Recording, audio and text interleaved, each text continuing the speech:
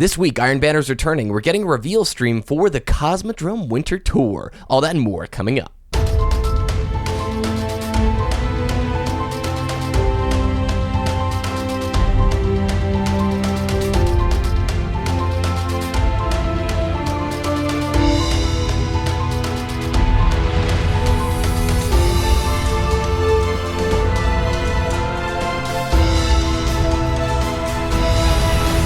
You're listening to Destiny, the show.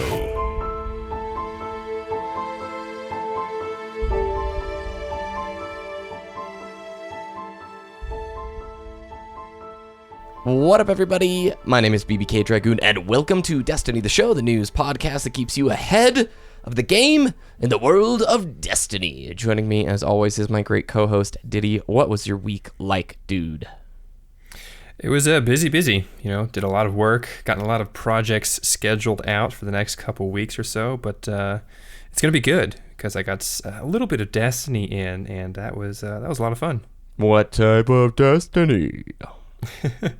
Did some strikes. I did a Nightfall, didn't get anything worth mentioning. Cool. And I've been rocking the first curse in the Crucible. It's taking some getting used to. You're hand cannoning again. I know it. I can sense this. Over the last few weeks, you've been like, messing with that AS Luna, and boom, you're right back on the hand cannon addiction, Ditty. I am. I'm fully prepared to use First Curse, Ace of Spades, whatever, in the next raid for Rise of Iron. I might get a new exotic hand cannon or a new hand cannon that I really like with the new expansion, but as of right now, it's going to be one of those two because those exotic perks are pretty decent in PvE. Do you think we're going to see one more large-scale weapon tuning happening before Rise of Iron? Like a real big sweep across the way that we had it, a few times in the last 6 months? No, I don't think so. I think the weapon balance right now is actually pretty good compared to last year at this point. Thorn Apocalypse, baby. Yeah, last year it was necessary. This year I don't think it's necessary. If we see one, it'd be interesting to see what they do, but I don't think one's in the pipeline. You know what I want to see? Super slow rate of fire, pulse rifles getting just a little bit of a kick, and maybe like the Red Death archetype as well. Just a little bump up there. I loved that messenger. I loved it. Yeah, I watched through a couple of my old montages or clip-tages, whatever, videos today, and I was like, oh man, I got a 2-shot kill with that messenger. Oh, I know. Those were the days. Dead. And people were really angry about Thorn too. I look back at the messenger stuff and people are like, what gun is that? And I'm like, an adept messenger, bro. You wouldn't know. It was from last year. So this week I played some Destiny, and I've been continuing the Overwatch addiction. I think it's very safe in the Destiny community to say, yeah, I've been playing Overwatch, because a lot of my Destiny buddies are also playing Overwatch, which makes it a good way to cope with the content drought, which, my goodness, Ditty, it's been brutal. I'm sweating up a storm with this heat. Yeah, it's you cannot jump in a match of Crucible and have a great time. It's very rare that that's going to happen in these I think if days. you have that group of guys, if you got a group or gals of your buddies and you're going in together, but if you solo queue, man, the only place I'm having fun solo queue is Rumble. That's it. Mm-hmm. Exactly, and that's mainly what I've been doing recently, just solo queuing Crucible, and it's not the best, but I'm still enjoying it for the most part. Yeah, and I also was intrigued to hear a lot of the Bungie forum posts were saying that control test was only for an afternoon, and we're referring to a story that ran last week where they reduced the amount of skill-based matchmaking prioritization in the control playlist for a specific test to try and increase better connection games, faster matchmaking times. That only lasted for one afternoon that Saturday, Ditty, and then it reverted back to the normal default settings, which I thought was a little bit like, no. I kept playing Control hoping I was getting the new settings, but it didn't feel like it at all. So I was like, maybe they didn't work, but as it turns out, it just wasn't live for longer than that afternoon. I thought I'd point that out here. So my DTS shirt arrived. Shoutouts to people who've tweeted us about their DTS merchandise. Thanks to you guys who've purchased the shirt or a mug or whatever it is. Both Ditty and I really appreciate it. It's freaking surreal and awesome and weird when we see you guys like, yo, rocking the DTS shirt. We're like, that is so cool. I will say this though, Ditty. When my shirt arrived, it's comfortable material. but it smelled really weird. It smelled like the stuff they paint the shirt with, like whatever they put the logo on it with. So I washed it, and we're fine. It's comfortable material. But be forewarned, when you get your shirt in the next few days, it smells weird. Yeah, it's going to come with that stank. Was it wrapped in a plastic? Mm-hmm. Yeah, it was wrapped in... Okay, so that's why. So it's got that new paint smell, and then it's still wrapped in it. It's just wound tight in there. I haven't gotten mine yet. It's coming. It's shipped. So I'm going to get mine pretty soon. I desperately wanted a mug. I told you long ago, probably like a year, if we ever did merchandise, I want a mug. I'm pretty pleased with the mug. I'm pretty pleased with it. It's nice. It's going to be sitting on my desk very soon. Well, today we've got the weekly update. We've got Twitch showing this Wednesday over at Bungie. They're going to be walking us through the Comsodrome, a winter tour. We've also got an amazing parody video from Mashed where they, worked with Patrick Casey from Planet Destiny and created one of the best parody, poking fun videos, just jabbing at content drought. We also have a bunch of different Reddit posts to talk about some cool topics and ideas, and it came from Twitter, and a small topic to wrap things up. So let's go to the news.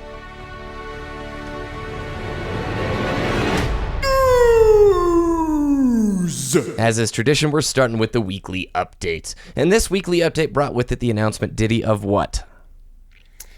Reveal stream for Rise of Iron, man. Comsodrome Winter Tour, Wednesday, July 20th, 10 a.m. U.S. Pacific Time, twitch.tv/Bungie.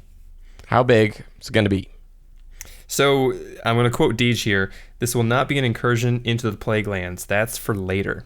Before your adventures into new territories begin, you're invited to join us for an exploration of how the world has changed with the passage of time. Okay, so can you roll the clocks back and kind of explain how the new zone is going to work, the new patrol zone that has the revamped Comsodrome, and how the old Comsodrome is still going to exist as a patrol node? Right, so the Plague Lands is the new patrol area. It's an extra area on Earth that you can go patrol and explore. If you load into the Plague Lands, you can still walk back to the Comsodrome. That's going to be the new Comsodrome. So it's going to be snowy, higher level enemies, different patrols, stuff like that. That's what you can expect in that area. If you load into the normal level 4, I think it is, patrol on Earth, it's going to be the Comsodrome patrol area that we all know and love at this point. You can see those level 3, level 2 enemies, whatever, and you're going to have just the regular normal Comsodrome. I don't know if we can walk into the Plague Lands from that level 4 Comsodrome. I don't think we will. I don't think so, no. But we can go into the Plague Lands and then venture into the new and improved Comsodrome with the higher level enemies. Exactly.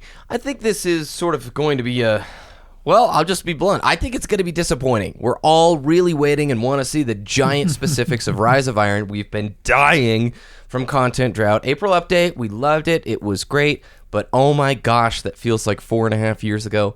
And you can just tell in the post, it's like, now, relax. We're not going to go into the Plague Lands. We're going to show that off in a future stream. But I could be wrong, man. What do you think? So I'm anticipating the quality of life changes and the new things or the improved things that current gen only Destiny is going to bring to the table. I think that's what we're going to expect to see in this stream, because they say, join us for an exploration of how the world has changed with the passage of time. They've been working on this for 8 or so months right now. Current gen Destiny is going to bring a lot of improvements and changes to how we experience Destiny. I think that's what we're going to see here. Improved vault space, improved load times, improved visual animations. Fidelity. I don't know, visual fidelity, stuff like that. I'm going to expect particle that. Effects. We've been told that there are going to be more lighting. Yeah. Guaranteed. I wonder if this is going to be like the bombshell. If you can queue up with 6 people in this patrol zone, I bet you that's going to be a thing. Because this seems like a great opportunity for them to go, hey, we know you can do it because you did it with the Vault of Glass exploit on Venus by bringing full 6 people into a patrol zone to farm the treasure keys. Why not just let us have 6 people go into the Plague Lands together, have patrol activity specifically geared for 6-man fire teams? Yeah, exactly. And if we think about that in that sense, it's going to be the patrol modes or areas. They are specifically designed to add people into the experience or into the incursion. When that public event, that's what they're called. When those drop in, you see more Guardians join in. I think with this and the continuation with current gen only, we're going to see improved patrol just like that.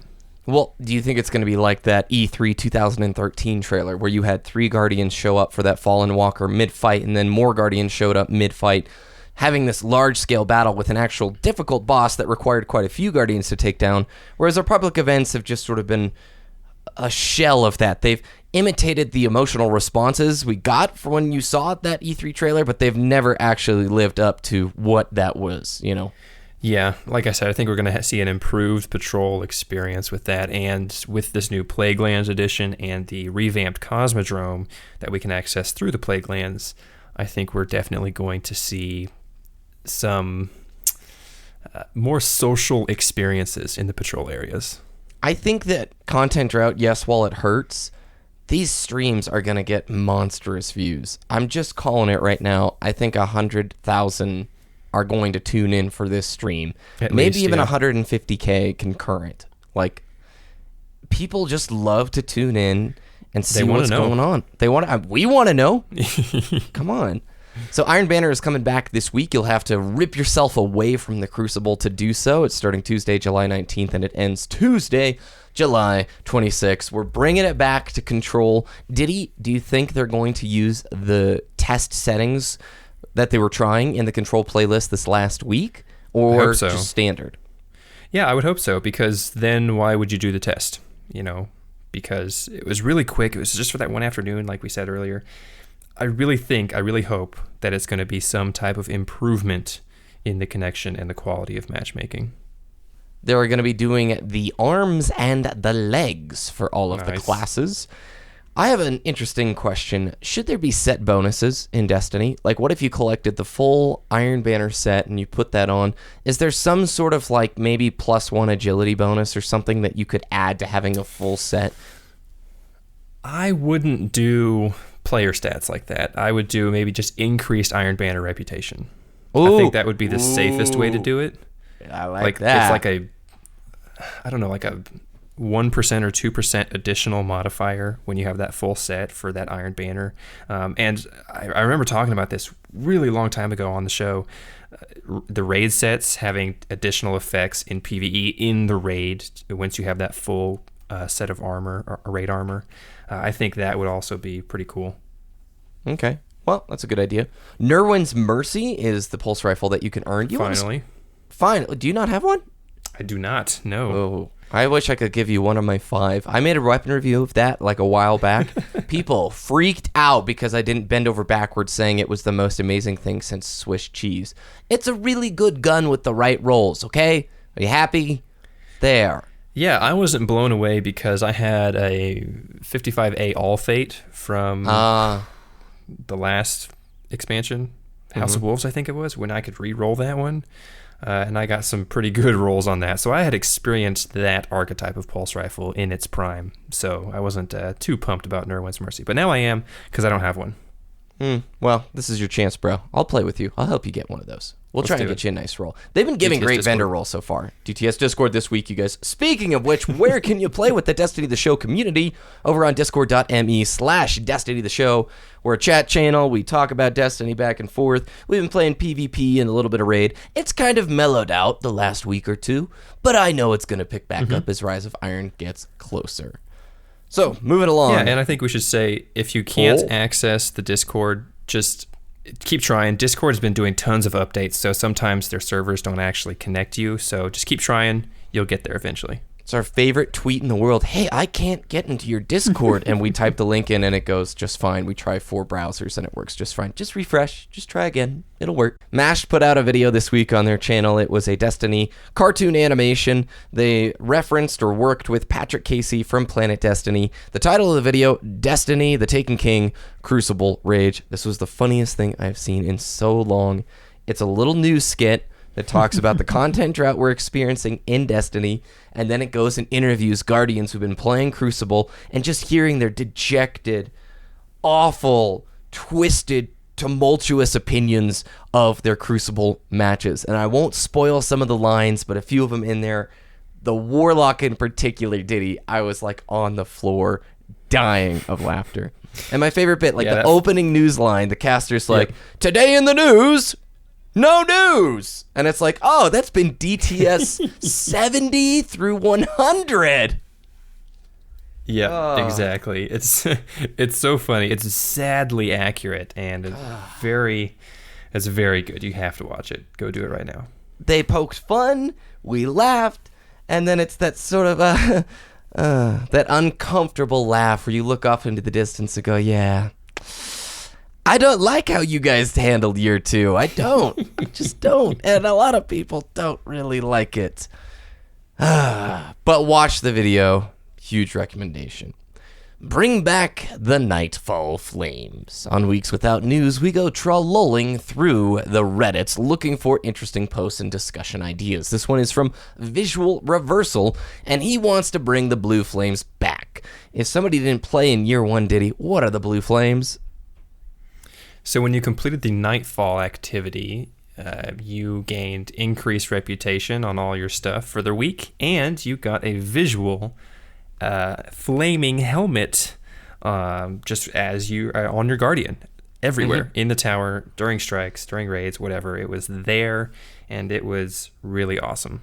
Yep, if you guys are familiar with the Halo 3 flaming helmet, as well as the flaming helmets in Reach, this was the same thing. I loved it. I thought it was great. It went away with year 2. I don't remember the reasoning. Probably the same reasoning. They took away the Nightfall reputation buff thing by completing it. I think it was like, we didn't want people, paraphrasing Luke Smith here, we didn't want people feeling like they had to rush every reset to get the Nightfall done first thing. I do remember that. That's accurate, right, dude? Yeah, when they updated the Nightfall, they removed the flaming helmets, which was a very sad realization. For year 2, yeah. So anyway, Visual Reversal in this post wants to bring back not only the blue flames for the Nightfall, but he suggests black flames for completing the latest raid, gold flames for up-to-date Grimoire, and red flames for Flawless. I don't think that there should be flames for the raid or Grimoire. I like the idea of a visual representation of Flawless. Same thing, a visual representation for those other two, the raid and Grimoire. Keep the flaming helmet for the Nightfall, but what if your class item glowed red if you've been to the lighthouse that week, Yeah, some other type of visual, not reference, just... It's a show-off thing. Just something on it's your a show-off thing. Yeah, it's just something to show off that you've done a piece of end-game content. I agree with you. I think he just kind of threw the raid in there because Flawless is a super easy thing to add something onto it, not to do because it's actually kind of difficult. But just because it's another piece of end-game content. Challenge of Elders would be another really easy one. Just more accessible for more players. But I do think the blue flames for the Nightfall should come back because it's a really nice visual representation of a piece of endgame content that you've accomplished for the week. And you can see on your friends like, oh, you've already done it on that character, so you don't have to be the dork who asks them. Yeah, exactly. You can tell, oh, hey, we don't need to run the Nightfall anymore, so let's go do something else. What if it is more achievement-based? He brings up the idea of a maxed Grimoire reward. What about that? Like, you're more into the Grimoire than I am. That actually seems like a really cool idea. In-game achievements are best represented by the Grimoire cards. Why not have tiered rewards for that? Yeah, so I haven't been much into the Grimoire in year 2, but I grinded it really hard in year 1, and it's actually quite difficult to get max Grimoire. It takes a lot of time because you have to get all the weapon kills, all the subclass, or all the class kills, all those things, as well as finding all the exotic weapons and all the ghosts and calcified fragments and all that kind of stuff. So it is quite difficult to get max Grimoire, but I think it would be really cool if there was some type of in-game visualization that you've completed max Grimoire, because that's how you would know, dang, this dude or gal dude or dudette has totally put the time in to do that, and he's played a ton of Destiny. Okay, in this dream world where we're moving into current gen consoles only, companion pets are not a far-fetched thing. We've seen them in the concept art. They were teased with Rise of Iron, even though it was shut down in a previous E3 interview. No, you're not going to have a wolf pet in Rise of Iron. Don't blame me. Blame Urk. But what if you had a companion pet? as a reward sometime down the road in current gen Destiny, and the different pets could represent different levels of Grimoire, or different levels of achievement in the raid, or different levels of achievement in PvP, you know? Just like evolving your Pokemon after you've reached the next tier of Grimoire. I'm saying, like, if you are a top PvPer who's made it to the lighthouse every week of season 1, blah, blah, blah, you've got this awesome tiger pet. Or you've got 100% Grimoire completion for Rise of Iron Year 3, whatever. You have an awesome flying thingy. I don't know. Yeah. There's probably listeners going right now, I don't want this crap, you're stupid BBK. I think that would be really cool. Other rewards? Sparrows, maybe? Sparrows, I would say shaders. Yeah, you emblems. don't sound very excited about the shader thing. I mean, way to really... Nice shaders and face. emblems would be the easiest ones to do, and that's probably what they would end up doing, to be honest. Mm-hmm. I think, oh man, it's really hard. Maybe like a ship. I don't know. It's difficult to think of something cooler than a ship shader or emblem that would be easy to do, you know? Okay. And you see it in more places than you actually see the Sparrow. Because let's be real. Other than running strikes or hanging out with you guys at a patrol, which, like, we never do, I'm not going to see your Sparrow. Weapon skin. They're saving that for Eververse, dude. It ain't going to be an in-game reward. You're going to be paying 200 silver for that. Chroma was the test. Next, they just pushed the ball a little bit further. All right, let's move on to the next Reddit post that I liked. The Beagle, titled, Instead of Punishing Crucible Quitters. I should say this post is by The Beagle. Instead of punishing Crucible Quitters, let's refund the game mode instead. So there's a lot of posts this week on Reddit about punishing Crucible Quitters because it's becoming more and more common that you load into a game, you're losing, goodbye 3 people, you lose that match, not very fun.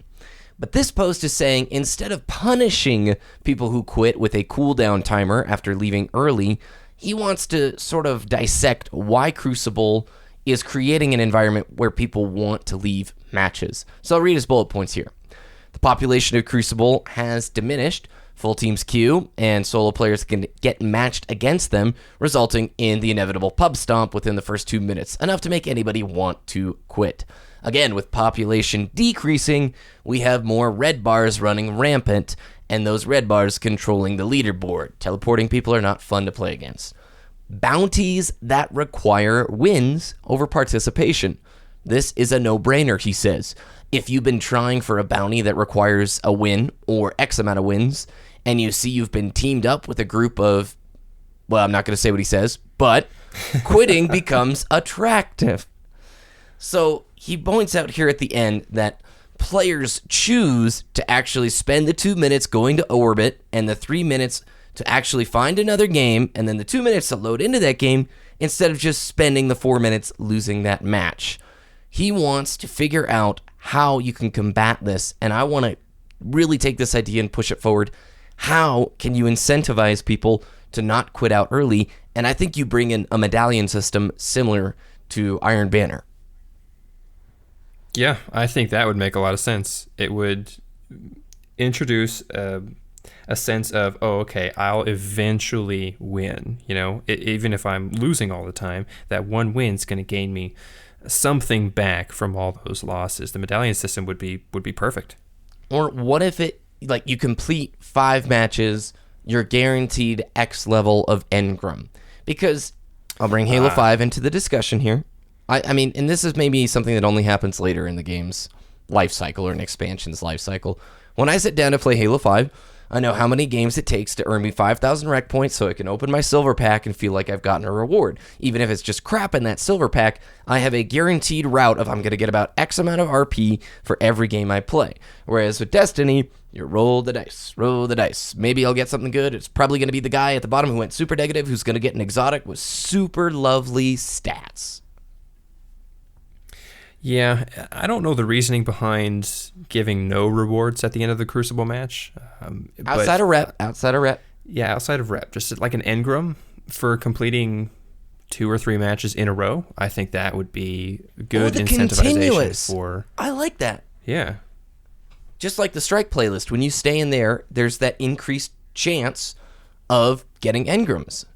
I don't remember what it's called.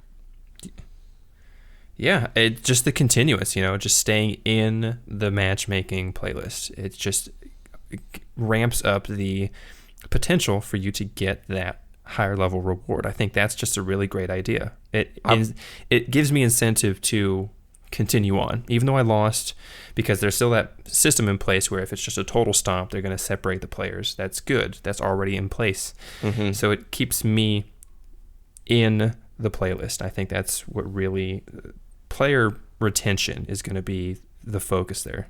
Yeah, to recap, the medallion system, when you lose an Iron Banner, this wasn't in the very first Iron Banner. I think medallions came in the second Iron Banner.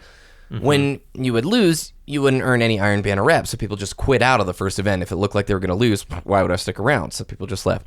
What they did is the medallion, when you lose a game, you earn a medallion, and that medallion can be redeemed for almost the same amount of rep as a win, but you actually have to win to redeem that medallion, and they can stack up to 5 times. So let's say you lose 5 games in a row, but the 6th game you win, you're going to get almost 5 games worth of winning rep almost from those medallions, and then the additional rep of winning that 6th game. It's a great idea, and it makes me feel a little bit better about losing Iron Banner matches. Simple, yet it worked. Very effective, I think. Yeah, because you're eventually going to cash them in. Mm-hmm. Before we move out of the news into It Came From Twitter, I want to bring up Gamescom, which is going to be coming up August 17th through the 21st, which is basically a month from when this show is going live. Do you think they're going to be dropping bombshells there? In the past, we have seen Destiny with a presence at Gamescom. I would hope so. Typically, by the time Gamescom hits, we've learned more about the next expansion, and it's playable at Gamescom. Is that right? I don't remember last year. I'm pretty tired today, so I know there was something there. Well, yeah, there was something there, some type of Destiny presence, like you said. This next stream coming up this week is going to set the ball in motion. We don't have a schedule. We just have the one stream planned. So I really hope we're going to see some more things in the next coming weeks before Gamescom. But if we don't, I would expect a trailer, at least at Gamescom, of Rise of Iron, and not the one we've already seen. Oh, I remember what it was, because I called you and I freaked out. The video leaked online. They showed footage of the very first mission from the Taken King. They talked a bunch with IGN about the different features that were happening. They showed off quite a bit of stuff, and you're right. It was a few days later that we actually got the video footage of the first level.